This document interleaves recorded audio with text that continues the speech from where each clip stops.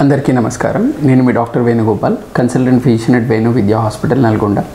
చాలామంది అడుగుతుంటారు, is paralysis permanent or it can be reversed అని అడుగుతూ ఉంటారు. సో పక్షవాతం అనేది ఎప్పుడైతే కాలు చేయి పడిపోయి పక్షవాతం లాగా వచ్చినట్లయితే మీరు అలాంటి సిమ్టమ్స్ సైన్స్ రాగానే ఇమీడియట్గా అంటే యాజ్ ఎర్లీ యాజ్ పాసిబుల్ అంటే ఫస్ట్ 3.5 అవర్స్లో హాస్పిటల్కి రీచ్ అయినట్లయితే, ఎంత తొందరగా రీచ్ అయితే అప్పుడు డాక్టర్ గారు మీకు ఎగ్జామిన్ చేసి సిటీ స్కాన్ కానీ ఎంఆర్ఐ చేసి అంటే పక్షవాతం కానీ కారణం ఏదర్ క్లాటా బ్లీడా ఈ ఫ్యాక్టర్స్ని రూల్ అవుట్ చేసినట్టయితే, ఒకవేళ క్లాట్ ఉన్నట్లయితే ఫస్ట్ 3.5 అవర్స్లో వస్తే మనము థ్రాంబోలైటిక్ ఇంజెక్షన్ వేసుకున్నట్లయితే చాలా శాతం మనకి రివర్సిబుల్ అయ్యే ఛాన్స్ ఉంటుంది.